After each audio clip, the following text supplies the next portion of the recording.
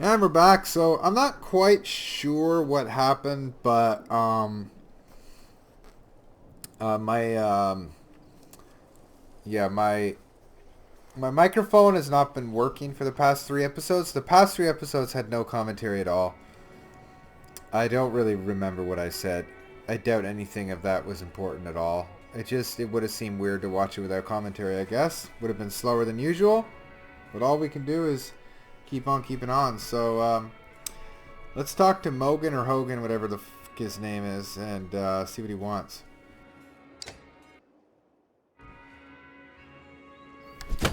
The blonde axeman, one of two twins from a small village near Skager, is chopping into a fallen tree for no apparent reason. His swings look dangerous. Oh yeah, the brothers got split up. That's what happened. They got split up. He probably doesn't know his brother's dead. That what's his face killed him. Fuck, I can't remember his name. Hogan, everything okay?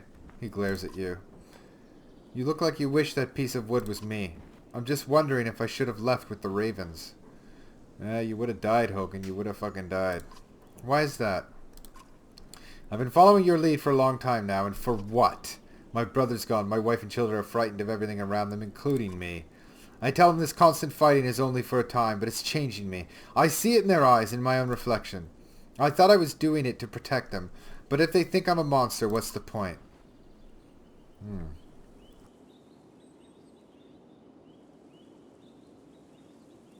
So how is this my fault? Maybe you should hang up your shield and axe. They'll appreciate what you're doing someday. They'll appreciate what you're doing someday.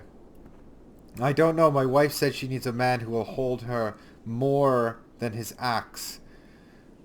I think she might leave me. I'm not really sure where she'd go, but that's none of my business. Just tell me this caravan would fall apart without me fighting in the shield wall, and I'll stay armed. You know what? Why don't you go be with your family?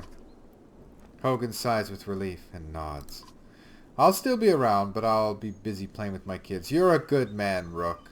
Yeah, we literally don't need you there, Hogan, or whatever your name is. Alright, it's time to get on the road. Little recap of our heroes here, because I've already forgotten. Looking good. Yeah, looking good. We just got a bear. I forgot about the bear. Does everybody have what they need? Bjorolf's Blessing. Knockback on strength attacks of 3 plus 1. A sharpening stone made that will hone a blade beyond its usual limit. That sounds pretty good. But Eric, of course, Eric. Fucking Eric. Eric, you useless twat. You useless twat.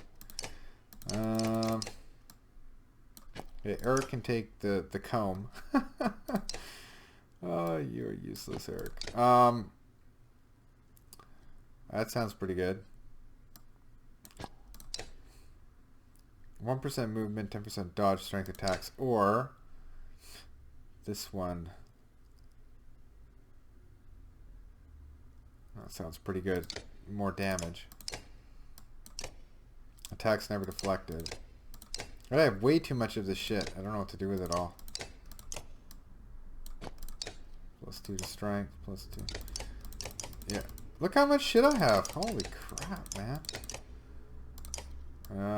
This one, right? Take it, Eric. Take it, Eric. Okay, knockback on strength attacks of 3. Oh boy, this could take a while to figure out what everybody's wearing and using. Knockback on strength attacks of 3 plus 1 to strength. Bjorolf's Blessing. Okay, let me just figure this all out.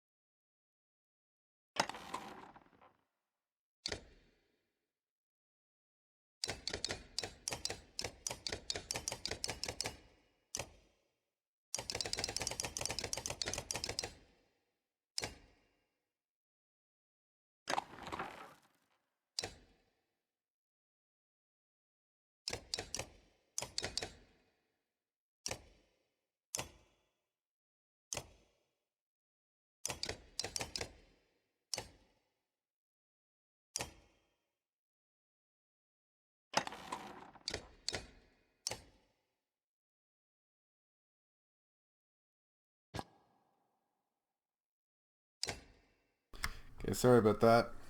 Let's get out of here.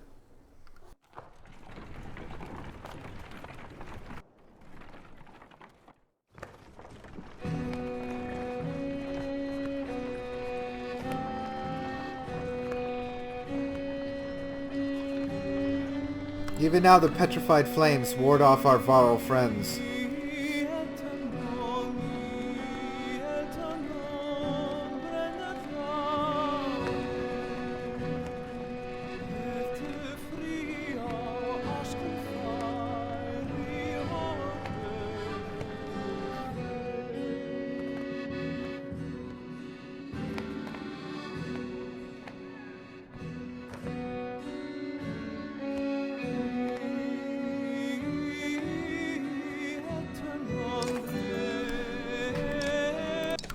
Placed upside down in the ground, the petrified roots of a giant tree reach towards the sky.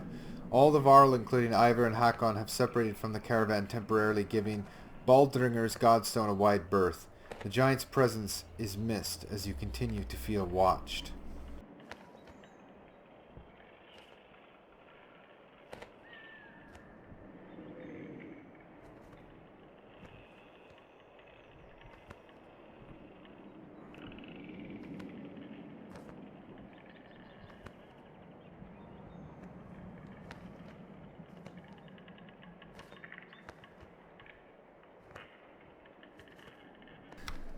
Alea, what do you know about Baldringer? Not much, but enough, the Skald says. These flames symbolize Baldringer's love of fire and war, the first being a means to the second. When the Varl were dominating humans in the first great conflict, it was Baldringer who gave the losing side fire to combat the giants. You hold up your hand to halt the storyteller, listening through the rain for anything that might be following you. Hearing nothing, Alea resumes, holding the gaze of his audience. Humans praise Baldringer for the gift of fire, but the god only desired more war. He points toward the distant shapes of the Varl. When the giants and humans found peace, this godstone fell from grace. It looks to continue keeping the land scorched. Perhaps its shadow can still kill.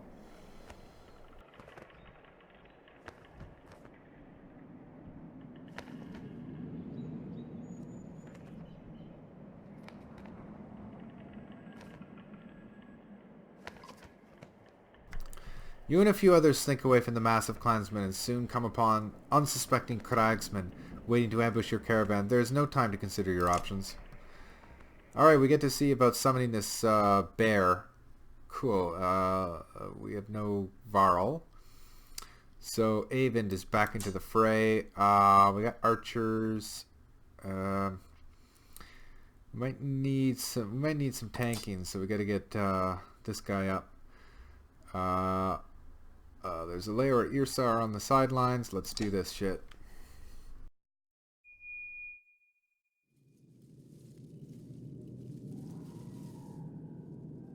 Oh, there's another bear.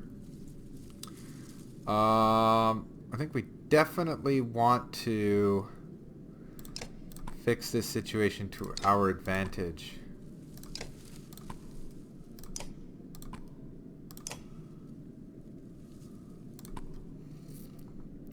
That's much better. Let's do it.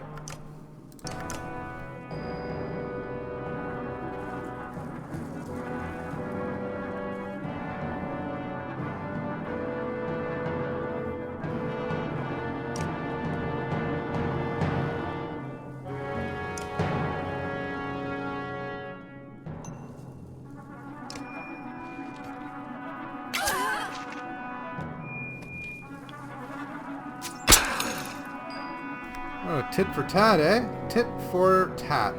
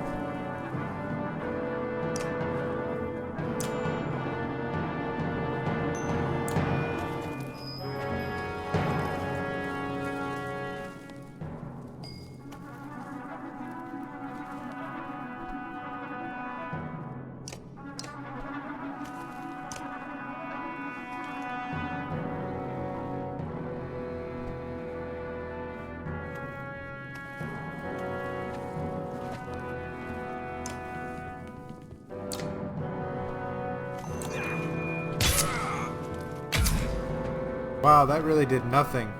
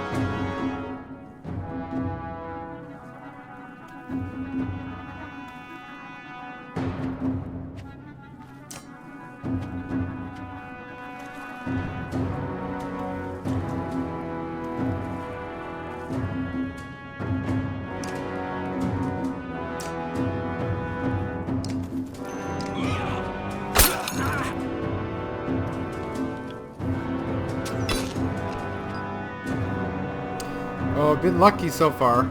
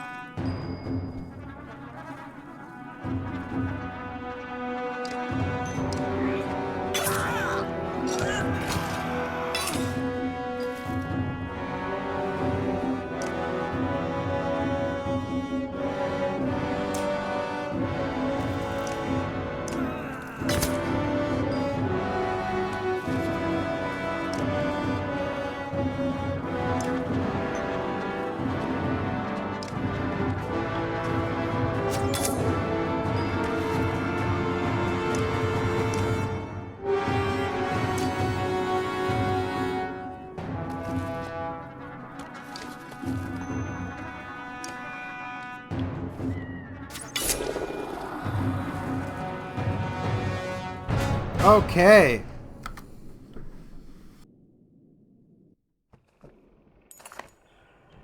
Having killed or run off the cragsman, you return to the remaining clansmen at the Godstone. Grabbing your belongings, your foot hits something in the mud. You reach down and find a small skull with a yellow ribbon through the eyes. You toss it in a bag without another thought.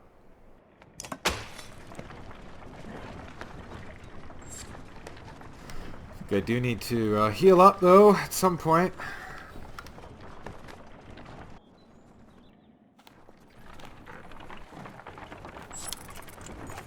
Oh, we got a town coming up. The rain finally ceases, but the wind picks up. You squint into the gusts and have a clear view of the vast plains ahead. There doesn't seem to be much out there, Ivor says. His tone conveys wonder and concern in equal measure.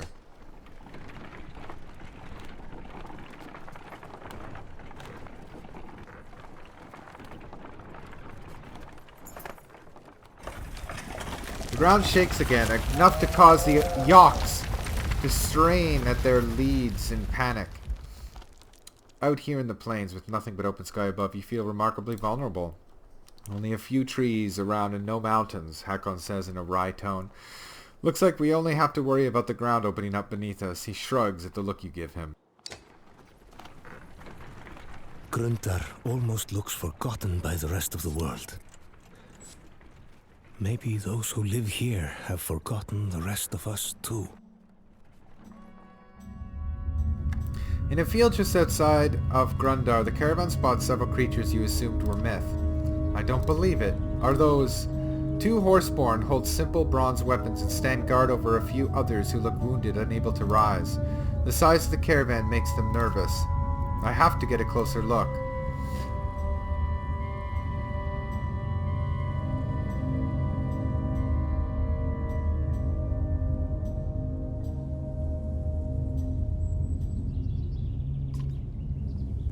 The two of you advance 100 yards, showing every sign of respect and peace. A number of clansmen push closer too. The male horseborn stomps a hoof repeatedly. The female, tail whipping, brandishes a javelin. Damn, the caravan is scaring them.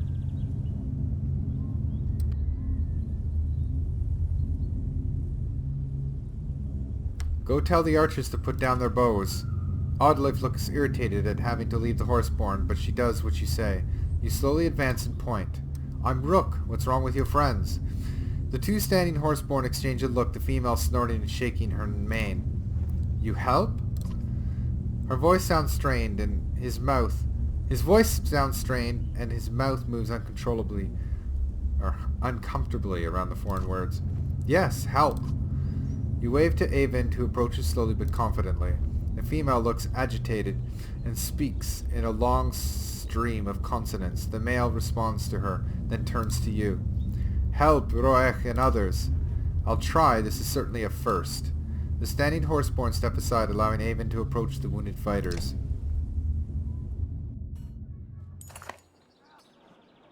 With Eyvind and Juno tending to the wounded, Roech and other horseborn, the caravan settles down outside the scant town of Grundar.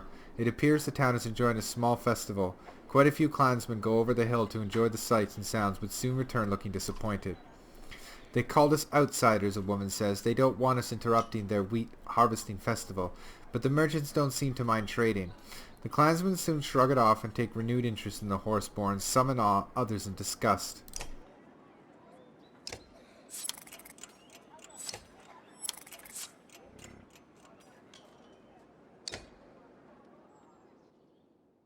"14 renown. Oh boy. Wait. Eric's the one who summons the bear, so we don't really care about Trigby. I'm gonna make sure we get the guys who are supposed to be. We got these horse guys in here now. Oh, it's really difficult to figure out who is supposed to be fighting. One thing we know for sure, we don't want Eyvind. That kid is useless. They just give us too many NPCs. It's like a little bit too many NPCs. And we need to get a Varl in there for sure. I do like having two archers. Eric summons the bear. Rook has to be there. So, Ear's on the sidelines. Yeah, these guys kind of have to be on the sidelines. And only one Varl. Maybe I don't need 2 archers. I could have another tank up there. Ivor.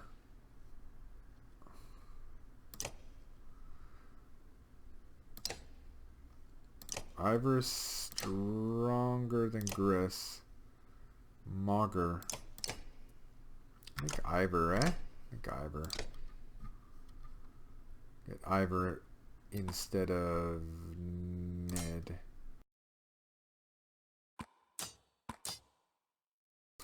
That's pretty good. And instead of promoting, maybe we'll have a look at the market.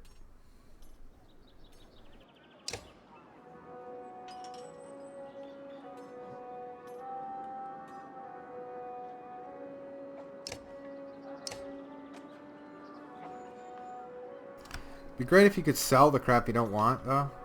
Like, that would be really nice.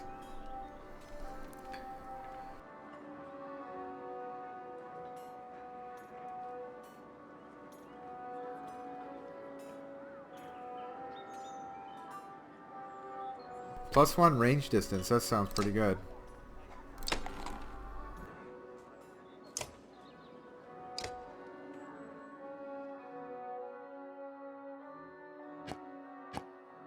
I'm so sick of buying shit that does not... You can't fucking use. Oh, sorry. I'm an idiot. You have to be level 7 for it. That's why. You can use it, but you have to be... yeah. Alright. I figured it out. Alright.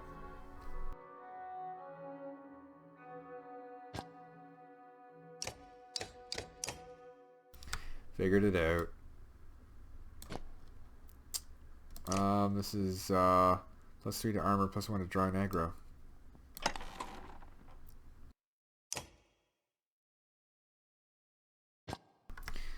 Okay.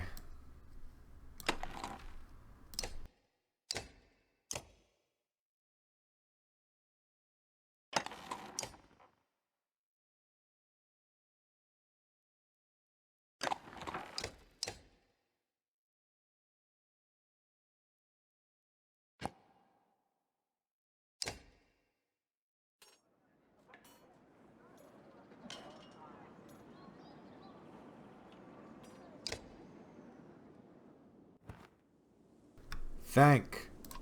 You glance at Ubin, who snorts and smiles. Scathach is thanking you for helping his friend Roech. Deirdre's the other one, but she's not in a talking with Varl in humans mood. You're welcome. I'd like you to meet Hakon. Scathach's tail swats his flanks and he bows his head towards Hakon. Varl, man, same herd. No, but we're no longer enemies. I haven't seen Horseborn in centuries. Last they knew, humans and Varl were at each other's throats. What brings you so far north? Scathach looks confused by the question, so Ubin shows him the map, pointing to Delaland and Grundar. Food, our plains break. Hakon snorts. Might be justice. Didn't they kill all the horses, Scrivener? His ancestors did, yes, but blaming folk for things that happened hundreds of years before they were alive? You may as well accuse these humans around us of starting the Great Wars. What happened to Roech? Roech, brave fighter, protect food, hit many times. Hit? Who is attacking? Scathach says many things in his other language. His eyes go wide and he stomps the ground before pointing west. You look at Ubin. I don't have a clue, but clearly not a friend. Was it the people here in Grundar? Scathach looks where Hakon is pointing. He shakes his head and points west again. The Varl King eyes Scathach suspiciously. How do you know our language? Scathach just stares at you. You talk like us. Where did you learn? Heard little trade with mans and mud. I think he means our bog friends, the cragsmen. Have you found the food you were seeking? Enough for time, my guess. 2 others take to herd in south. His hooves scuffed the ground during certain words. Just those two. What about you and the couple? Skatach Raj Derdriu stay. This herd help. We helped this herd.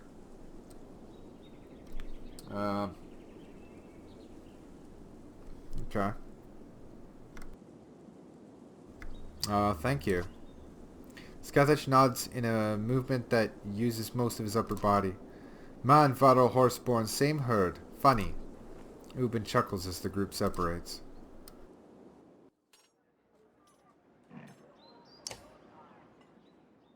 Anyway, I think it's time to wrap up this episode and pick it up in the next one.